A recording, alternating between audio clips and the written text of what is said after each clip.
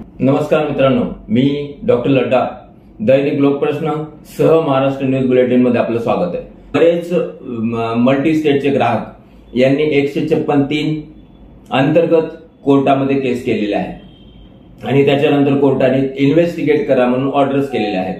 कारण हे करण्याच्या मागचं कारण असं होतं की वारंवार पोलिसांकडे जाऊन मागच्या 8, 9, 10 महिन्यापासून पोलिसांकडे जाऊन पोलिसांनी कोणाचीही दाद घेतली नव्हती साध्या एका तक्रारीची, आणि दाद घेतली नाही म्हणून शेवटी आणि ते व्हिडिओज नाही का, ते फेसबुक व्हिडिओ जाऊ द्या, त्याच्याबद्दल नाही बोलायचं आता, ते फार जुनं झालं आणि मला इथून पुढे त्या विषयावर बोलायचंच नाही।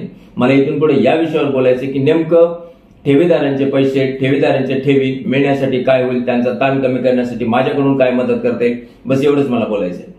तर हे सगळं व्हायला होतं म्हणून मग शेवटी कोर्टात जावं लागलं आणि कोर्टात गेल्यानंतर कोर्टाने ऑर्डर केली, तरी पण फक्त कोर्टाच्या ऑर्डरात तेवढेच आकडे गुन्ह्याचे येत आहेत, बाकीचे गुन्हे आणि बाकीचे सगळे लोक यांचे आकडे काय येत नाहीत, किती एकंदरीत गुन्हे आहेत हे का दिसत नाही। एक दुसरी गोष्ट येते की मग आतापर्यंत सुरेश कुटेला ताब्यात घेतल्यापासून आतापर्यंत आशिष पाटोदकरला ताब्यात घेतल्यापासून आतापर्यंतचा काय तपास झाला हे प्रत्येक ठेवीदाराच्या मनातली गोष्ट आहे।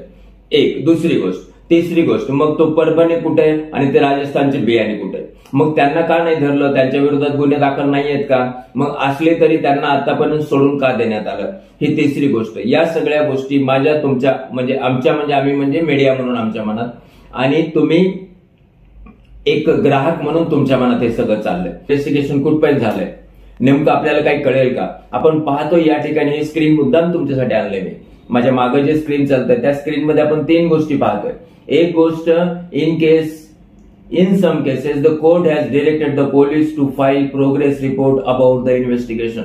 कोर्टाला तो अधिकार आहे, जर कोर्टाला वाटतंय की नाही राव 1 महिना झाला, 1.5 महिना झाला, काय तपास होते कळतच नाहीये, अशा वेळेस मात्र कोर्ट हे डायरेक्ट सुमोटो पोलिसांना सांगू शकतं की डे टू डे तपास काय झाला किंवा आतापर्यंत इन्व्हेस्टिगेशन काय झालं याचा रिपोर्ट आमच्याकडे द्या। आणि त्याच्यासाठी जी केस आहे तर या ठिकाणी त्याचा रेफरन्स देणारी case Miss Helena Cynthia Lois versus state of Karnataka, Babubhai Jamdas Patel versus state of Gujarat, या केसेसचा रेफरन्स या ठिकाणी दिला। आणखीन एक दुसरी पावर आहे मित्रांनो, हे समजून घ्या, कारण कायदेशीर जर लढाई लढायची असेल ना तर या सगळ्या गोष्टी समजून घेणं जरुरी आहे। फक्त हाच त्याच्याबद्दल काहीतरी बोला, ह्याच्याबद्दल काहीतरी बोला, त्याच्याने काहीच साध्य होणार नाही।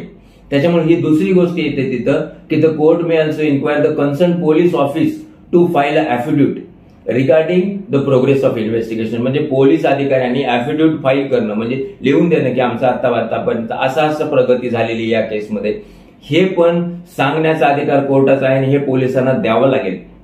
त्याच्यासाठी जी परत एक केस आहे खोकन जाना ची केस आहे, त्या केसचा संदर्भ या ठिकाणी दिलाय आणि the court's involvement in monitoring the investigation to ensure that justice is not delayed and the investigation is conducted properly. म्हणजे जर असं वाटतंय की नाही राव न्याय देण्यासाठी उशीर होतोय, तपासणी बरोबर होत नाही किंवा असं कुठंतरी वाटलं, कोर्टाला वाटलं किंवा आपल्या वकिलांनी कोर्टाच्या निदर्शनास आणून दिलं, तर त्याच्यासाठी जी केस आहे परत बाबूभाई पटेलची, त्या केसनुसार पण हे सगळं करता येतं। हा स्क्रीनशॉट किंवा याची एक लिंक मी याची पण लिंक डिस्क्रिप्शन मध्ये देतो, म्हणजे जेणेकरून काय होईल माहिती का, तुम्ही कायदेविषयक पक्के व्हाल आणि जर तुम्ही ते पक्के होताय तर त्या गोष्टीचा फायदा ठेवी परत मिळण्यासाठी जी फाईट करायची त्याच्यासाठी होऊ शकतो। तर मित्रांनो याच्यानंतर आणखीन एक गोष्ट येते की तुम्ही 156/3 मध्ये तुम्ही जर कोर्टात जाताय त्याच्याऐवजी तुम्ही ऑनलाईन पोलीस कंप्लेंट पण करू शकता। पोलिसांचं ऑनलाईन पोर्टल आहे, त्या पोर्टलवर तुम्ही ऑनलाईन तुमची तक्रार दाखल करू शकता आणि त्याची दाद पोलिसाला घ्यावी लागणार आहे। ही गोष्ट झाली। त्याच्यानंतर गृहमंत्रालयाला पण आपण तक्रार करू शकतो। हे सगळं होत असताना आणखीन एक गोष्ट मला तुमच्या निदर्शनास आणून द्यायची, हे राजस्थान हायकोर्टचा निकाल आहे। राजस्थानच्या हायकोर्टच्या निकालामध्ये हे 2014चा निकाल आहे। या निकालामधले काही पॉइंट फार महत्वाचे आहेत। त्या पॉइंटमध्ये एक गोष्ट आहे की 156/3 अंडरमध्ये कोर्ट इन्व्हेस्टिगेट करण्यासाठीची ऑर्डर करते, पण त्याच्याच बरोबर proper and prompt to ensure the magistrate concern is also empowered under this article 156(3) मध्ये to ensure proper and prompt investigation, and if need arises, he is supervise and monitor the same by calling progress report.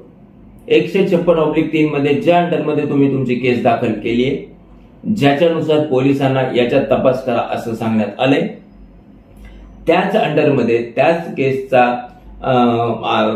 आधार घेऊन जर मॅजिस्ट्रेटला वाटतं किंवा मग मॅजिस्ट्रेटला वाटतं मग आपल्या वकिलांनी त्या ठिकाणी जाऊन सांगायचं की आम्ही असं 156/3 मध्ये इतके दिवसापूर्वी कंप्लेंट केली होती आणि त्याचं नेमकं काय काय तपास झाला या गोष्टीची माहिती मिळावी. याच्यामध्ये आपले मॅजिस्ट्रेट सीजीएम पण या गोष्टीचं रेकॉर्ड किंवा नेमकं प्रोग्रेस काय हे मागू शकतात.